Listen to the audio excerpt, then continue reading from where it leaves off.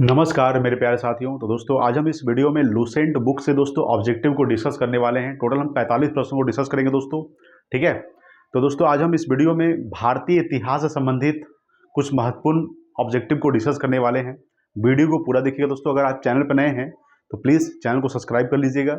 और दोस्तों PDF अगर आप प्राप्त करना है दोस्तों, ठीक है, तो आप वीडियो के डिस्क्रिप्शन में दोस्तों लिंक मैं डाल दूंगा टेलीग्राम का। टेलीग्राम ज्वाइन करके दोस्तों आप वहां से PDF प्राप्त कर सकते हैं, ठीक है। तो चलिए दोस्तों आज सबसे पहला सवाल शुरू करने वाला। आज का सबसे पहला सवाल है कि इतिहास के तहत अध्ययन किया जाता है दोस्तों, किसका अध्ययन किया जाता है? तो अतीत का अध्ययन किया जाता है। याद रखिएगा, ऑप्शन नंबर ए हो जाएगा, ठीक है। इतिहास के तहत किसका अध्ययन किया जाता है? तो अतीत का अध्ययन किया जाता है। अगर बात करते हैं कि इतिहास का पिता किसे कहा जाता है, तो इतिहास का पिता दोस्तों हेरोडोटस को कहा जाता है। याद रखिएगा, हेरोडोटस। याद रखिएगा दोस्तों, हेरोडोटस को इतिहास का पिता कहा जाता है, ठीक है। ये आपको ध्यान रखना है। अगला सवाल देखिए दोस्तों। अगला सवाल है कि प्रथम यूनानी इतिहासकार कौन था दोस्तों? आपको ध्यान रखना है कि प्रथम यूनानी इतिहासकार हेरोडोटस था। कौन था? हेरोडोटस जो था ये प्रथम यूनानी इतिहासकार था। यूनान का था दोस्तों, खास करके हेरोडोटस, ये आपको ध्यान रखना है। और हेरोडोटस को इतिहास का पिता कहा जाता है। The father of history Herodotus को कहा जाता है, ठीक है। ये आपको ध्यान रखना है। आगे बात करते हैं। 3 नंबर सवाल है कि निम्नलिखित में से किसने स्पष्टता कहा कि इतिहास के समस्त निष्कर्ष युक्ति संगत साक्ष्यों पर आधारित होते हैं? ये किसने कहा था? तो ये कहा था दोस्तों, याद रखिएगा, थ्यूसिडाइडिस ने कहा था। थ्यूसिडाइडिस ने कहा था, क्या कहा था? कि इतिहास के समस्त निष्कर्ष युक्ति संगत साक्ष्यों पर आधारित होते हैं। किसने कहा था? तो थ्यूसिडाइडिस ने कहा था। किसने कहा था? थ्यूसिडाइडिस, ठीक है। ये आपको ध्यान रखना है। अगर बात करते हैं दोस्तों, चलिए आगे देखते हैं।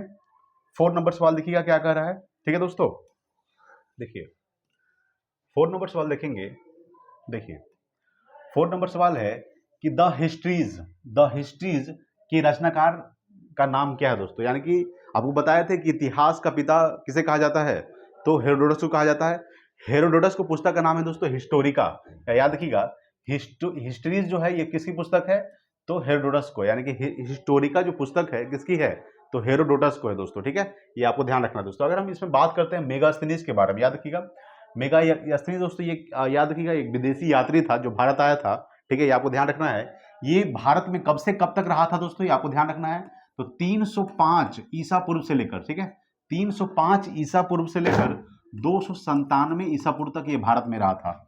मेगास्थनीज जो भारत आया था ये चंद्रगुप्त, याद रखिएगा, चंद्रगुप्त मौर्य, ठीक है। याद रखिएगा दोस्तों, चंद्रगुप्त मौर्य के शासन काल में भारत आया था। और ये कब से कब तक रहा था? तो 305 ईसा पूर्व से लेकर 297 ईसा पूर्व तक, ठीक है।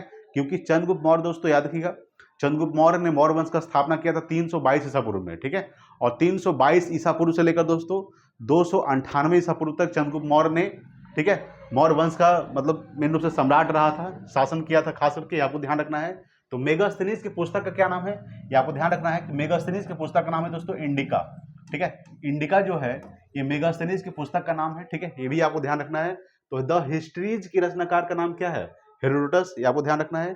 मेगास्थनीज चंद्रगुप्त मौर्य शासन काल में भारत आया था, इसकी पुस्तक का नाम इंडिका है। 2-3 सवाल है, ठीक है, वो आपको ध्यान रखना है। चलिए आगे है 5 नंबर सवाल। देखिए 5 नंबर सवाल है कि इतिहास के पिता, द फादर ऑफ हिस्ट्री की पदवी सही अर्थों में निम्न में से किससे संबंधित है? आपको बताया था कि हेरोडोटस को इतिहास का पिता कहा जाता है, ठीक है।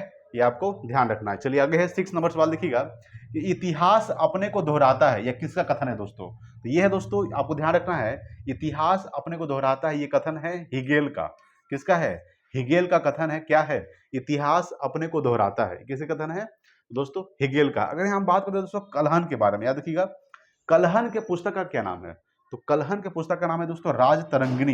याद रखिएगा, राजतरंगिणी जो है ये कलहन के पुस्तक का नाम है, ये आपको ध्यान रखना है।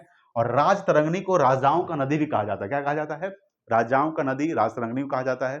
और राजतरंगिणी दोस्तों कश्मीर के इतिहास के बारे में बताया गया है, ठीक है। तो ये बहुत इंपॉर्टेंट सवाल है दोस्तों कि कलहन के पुस्तक का नाम है राजतरंगिणी। और राजतरंगिणी में दोस्तों ये आपको ध्यान रखना है, ये कश्मीर के इतिहास के बारे में बताया गया है राजतरंगिणी में, ठीक है। ये आपको ध्यान रखना है। तो इतिहास अपने को दोहराता है, किसका कथन है? हिगेल का है, ठीक है। चलिए अगला सवाल देखते हैं दोस्तों। अगला सवाल आपके सामने है 7 नंबर सवाल। देखिए, ठीक है, देखिए दोस्तों 7 नंबर सवाल कह रहा है आपके सामने। 7 नंबर सवाल है कि हम इतिहास से यही सीखते हैं कि हम आदमी इतिहास से कभी कुछ नहीं सीखता। ये कथन किसका है? ये कथन है दोस्तों, आपको ध्यान रखना है, ये हेगेल का ही कथन है। हेगेल का कथन क्या है? हम इतिहास से यही सीखते हैं कि आदमी इतिहास से कभी कुछ नहीं सीखता। ये किसका कथन है? तो हेगेल का कथन है, ठीक है, ये आपको ध्यान रखना है। अगला है 8 नंबर सवाल है कि किसका कथन है? समस्त इतिहास वर्ग संघर्ष का इतिहास। देखिए दोस्तों, ये परिचय है, ठीक है, ये परिचय यानी कि भारतीय इतिहास का ये परिचय है, जो 45 प्रश्न है, इसको आपको पढ़ना बहुत जरूरी है, ठीक है। इसको एक बार वीडियो को देख लीजिए, 2-3 बार देख लीजिएगा, बिल्कुल अच्छे तरीके से समझ में आ जाएगा, ठीक है। इसका पीडीएफ लेके आप पढ़ लीजिएगा और बिल्कुल अच्छे तरीके से समझ में आएगा, ठीक है। तो किसका कथन है दोस्तों कि समस्त इतिहास वर्ग संघर्ष का इतिहास है, ठीक है। तो ये है दोस्तों कॉल मार्क्स का, किसका है? कॉल मार्क्स, ठीक है, ये आपको ध्यान रखना है। अगला सवाल देखते हैं, 9 नंबर सवाल क्या कर रहा है? 9 नंबर सवाल है कि निम्नलिखित में से कौन सा एक इतिहास के विषय में मार्क्स के दृष्टिकोण का संक्षिप्त वर्णन करता है दोस्तों, ठीक है।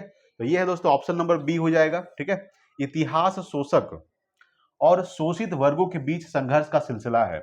इतिहास जो है शोषक और शोषित वर्गों के बीच संघर्ष का सिलसिला है दोस्तों, ये मेन रूप से किसका है? तो कॉल मार्क्स का दृष्टिकोण से समझाया गया है, ठीक है। चलिए अगला सवाल देखते हैं। देखिए दोस्तों, नेक्स्ट सवाल देखते हैं, 10 नंबर सवाल देखिएगा, ठीक है। 10 नंबर सवाल क्या कह रहा है आपके सामने? देखिए सवाल नंबर 10 है कि निम्नलिखित में से किसने द्वंदात्मक भौतिकवाद के सिद्धांत का प्रतिपादन किया था, ठीक है। तो ये आपको ध्यान रखना है कि निम्नलिखित में से किसने द्वंदात्मक भौतिकवाद के सिद्धांत का प्रतिपादन किया था दोस्तों? ये कॉल मार्क्स ने किया था। किसने किया था? Call marks. अच्छा, लेनिन का मृत्यु कब हुआ था दोस्तों? तो लेनिन का जो मृत्यु हुआ था ये 1924 में हुआ था। कब हुआ था? 1924 में लेनिन का मृत्यु हुआ था। तो किसने द्वंदात्मक भौतिकवाद के सिद्धांत का प्रतिपादन है? तो कॉल मार्क्स, ठीक है, ये आपको ध्यान रखना है। अगला दोस्तों 11 नंबर सवाल है कि कॉल मार्क्स ने अपने वर्ग संघर्ष की प्रक्रिया को निम्नलिखित में से किस सिद्धांत की मदद से समझाया है? तो अभी हम बताए थे किस सिद्धांत के समझाया है, तो द्वंदात्मक भौतिकवाद, यानी कि ऑप्शन नंबर डी हो जाएगा, ठीक है। क्या हो जाएगा? तो द्वंदात्मक भौतिकवाद हो जाएगा दोस्तों, ठीक है। तो कॉल मार्क्स ने अपने वर्ग संघर्ष की प्रक्रिया को निम्नलिखित में से किस सिद्धांत की मदद से समझाया है? तो द्वंदात्मक भौतिकवाद की मदद से समझाया दोस्तों, ठीक है, यानी कि ऑप्शन नंबर डी हो जाएगा। अगला है दोस्तों 12 नंबर सवाल है कि इतिहास विगत की राजनीति है।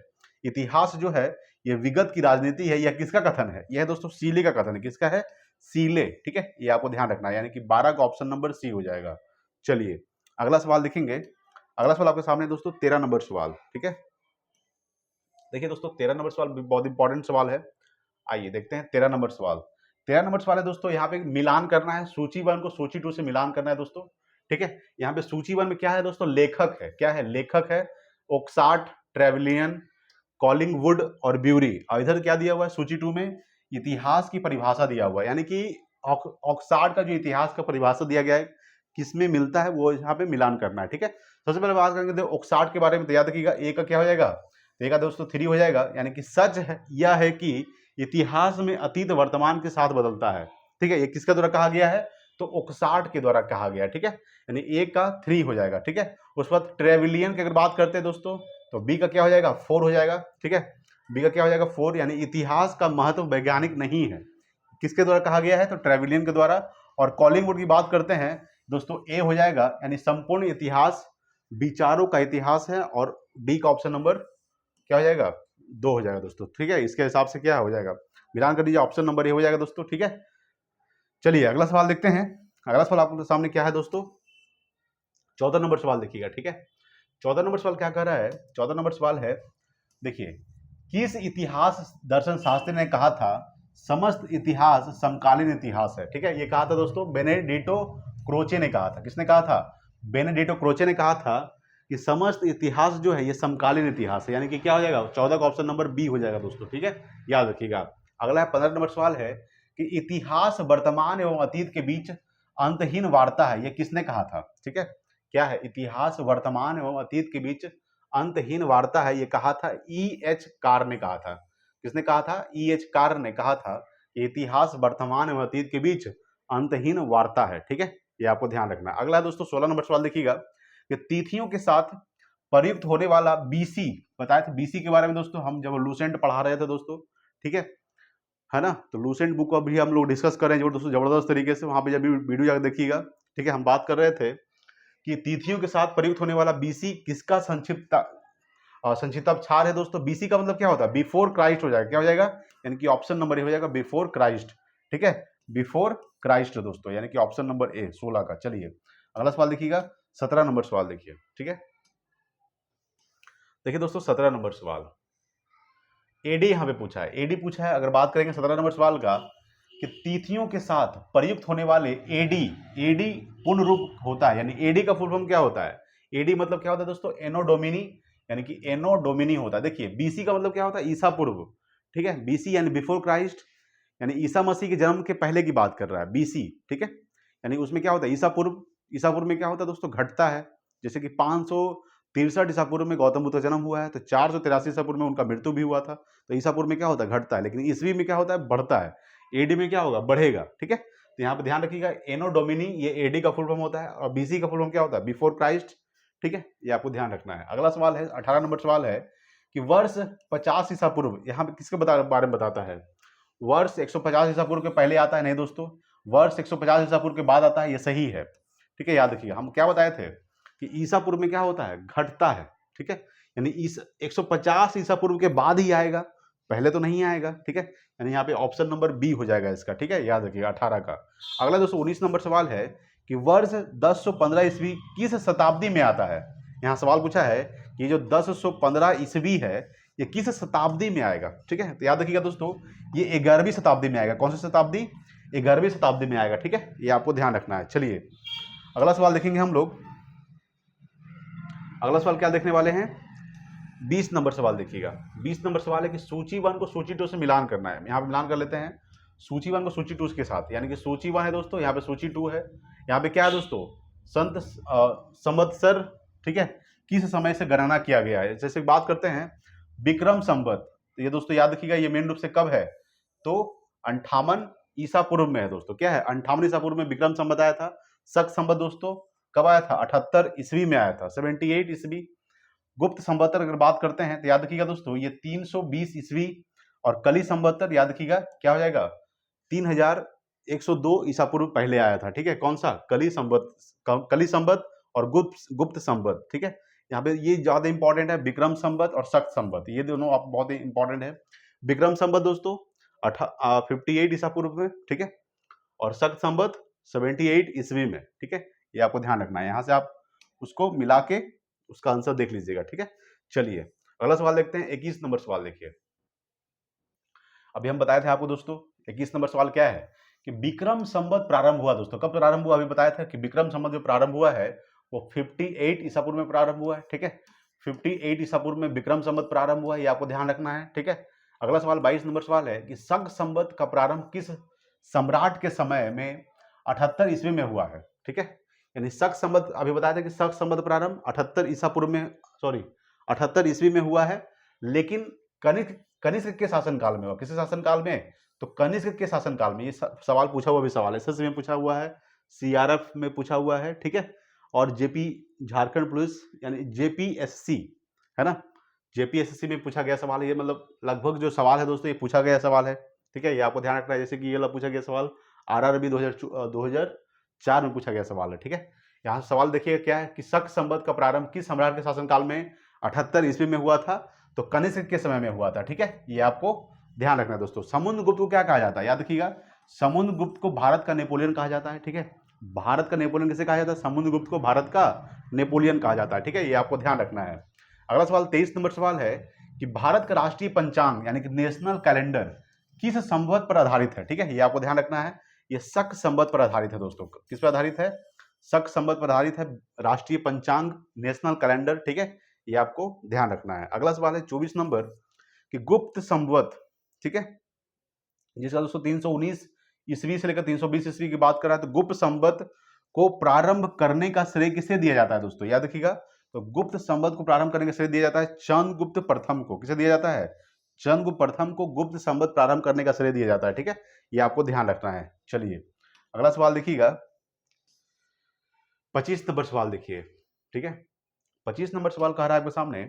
25 नंबर सवाल है कि चंद्रगुप्त प्रथम ने गुप्त संवत का प्रारंभ किस उपलक्ष्य में किया है दोस्तों? याद रखिएगा, ये किया है अपने राज्यारोहण के स्मारक के रूप में किया है। ठीक है, याद रखिएगा कि चंद्रगुप्त प्रथम ने गुप्त संवत का जो प्रारंभ किया है ये किस उपलक्ष्य में किया है?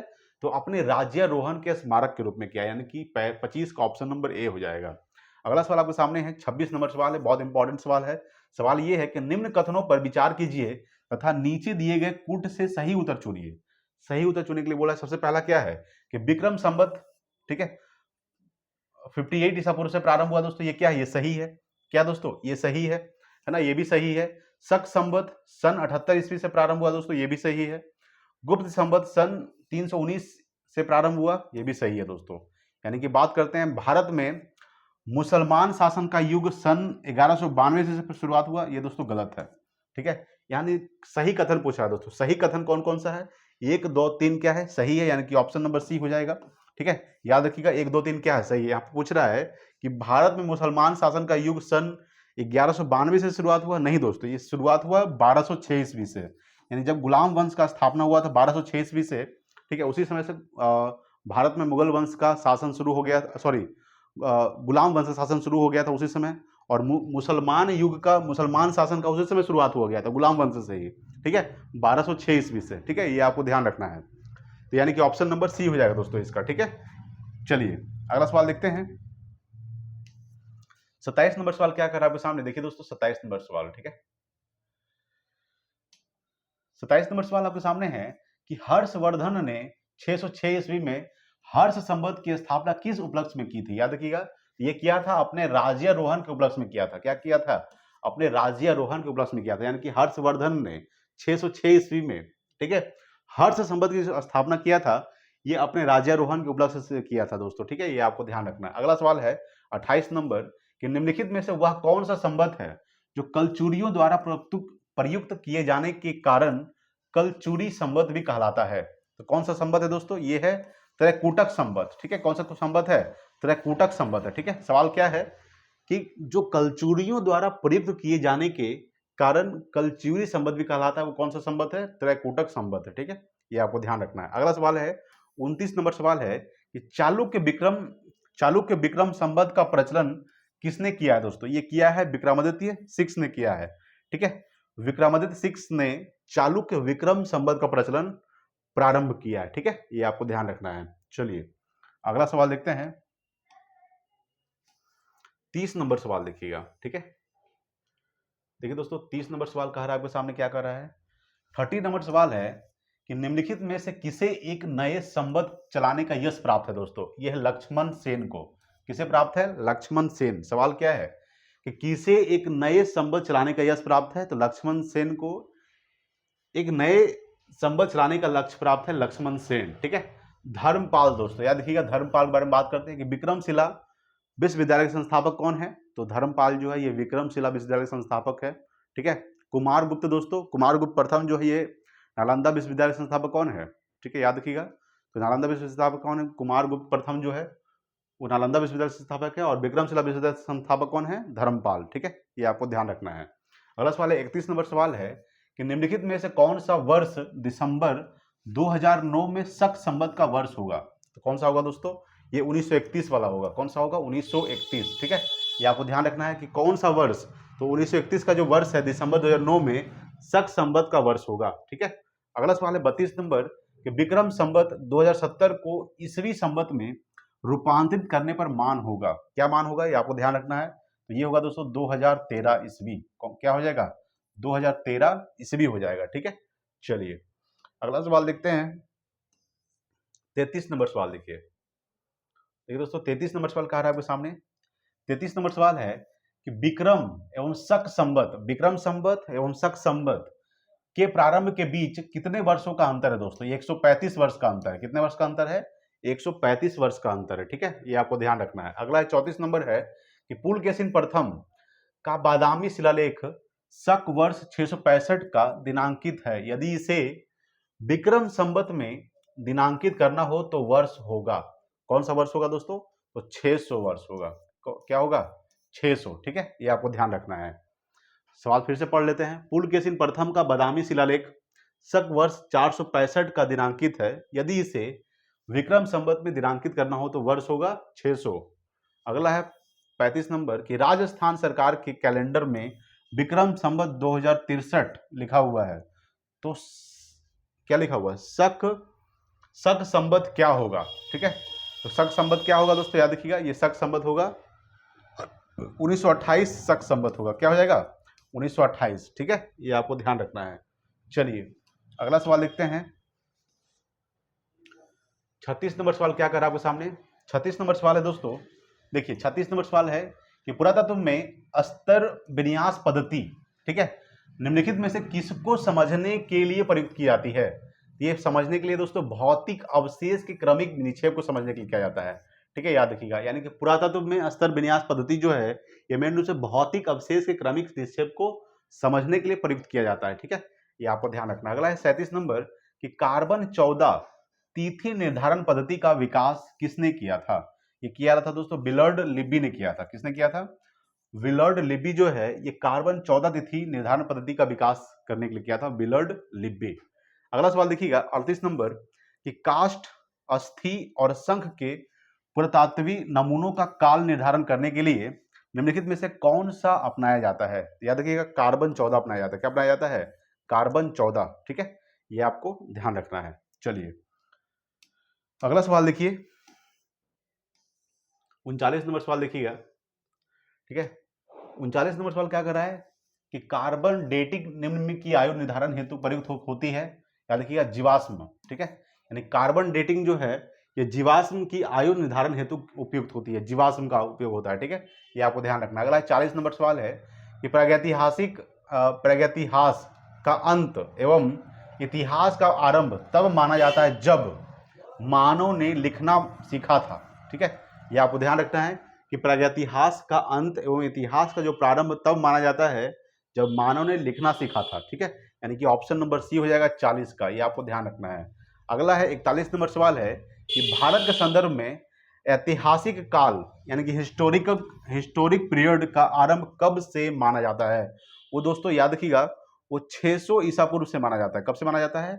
600 ईसा पूर्व से दोस्तों, ठीक है, ऐतिहासिक काल माना जाता है, ठीक है, ये आपको ध्यान रखना है। जैसे बात करेंगे सिंधु घाटी सभ्यता काल कब से कब तक माना जाता है, तो 2500 ईसा पूर्व से लेकर दोस्तों 1750 ईसा पूर्व तक सिंधु घाटी सभ्यता काल माना जाता है। ऋग्वैदिक काल कब से कब तक माना जाता है, तो 1500 ईसा पूर्व से लेकर दोस्तों 1000 ईसा पूर्व तक ऋग्वैदिक काल। उत्तर वैदिक काल 1000 ईसा पूर्व से लेकर दोस्तों 600 ईसा पूर्व तक उत्तर वैदिक काल माना जाता है। उसी तरह से ऐतिहासिक काल जो माना जाता है 600 ईसा पूर्व से माना जाता है, ठीक है, ये आपको ध्यान रखना है। चलिए अगला सवाल देखते हैं 42 नंबर सवाल देखिए 42 नंबर सवाल आपके सामने है कि सिंधु सभ्यता को आर्ध ऐतिहासिक सभ्यता कहा जाता है क्योंकि इसमें यह प्रमाण मिला है। तो क्या प्रमाण मिला है? लेखन का प्रमाण मिला है। किसका प्रमाण मिला है? लेखन का, ठीक है, ये आपको ध्यान रखना। अगर बात करते हैं सिंधु घाटी सभ्यता को दोस्तों हड़प्पा सभ्यता भी कहा जाता है। सिंधु घाटी सभ्यता किस नदी किनारे बसा हुआ था? तो सिंधु नदी, जिसकी लंबाई है 2880 किलोमीटर, सिंधु नदी का, ठीक है। सिंधु की 5 सहायक नदी है दोस्तों, झेलम, चेनाब, सतलज, रावी, ब्यास, ये सब क्या है? ये सिंधु की सहायक नदियां हैं, ठीक है। सबसे बड़ी सिंधु सहायक नदी है दोस्तों चेनाब, ठीक है, ये आपको ध्यान रखना है। सवाल पूछ रहा है कि सिंधु सभ्यता को आर्ध ऐतिहासिक सभ्यता कहा जाता है क्योंकि इसमें क्या प्रमाण मिला है दोस्तों? लेखन का प्रमाण मिला है, ठीक है, ये आपको ध्यान रखना है। अगला सवाल है 43 नंबर है कि शक संवत पर आधारित राष्ट्रीय पंचांग यानी कि नेशनल कैलेंडर का एक चैत्र ग्रेगोरियन कैलेंडर की निम्नलिखित तिथियों में से किस एक के तदनुरूप है? यानी याद रखिएगा, यानी कि ऑप्शन नंबर इसका मेन रूप से 22 हो जाएगा, 22 मार्च यानी अथवा 21 मार्च, ठीक है। चलिए अगला देखिए 44 नंबर सवाल है कि किसने इतिहास को प्राचीन, मध्यकालीन और आधुनिक 3 भागों में बांटकर देखने का रिवाज चलाया था। यानी कि प्राचीन और मध्यकालीन और आधुनिक रूप से 3 भागों में किसने बांटा था? ये दोस्तों बांटा था सेलेरियस ने बांटा था। किसने बांटा था?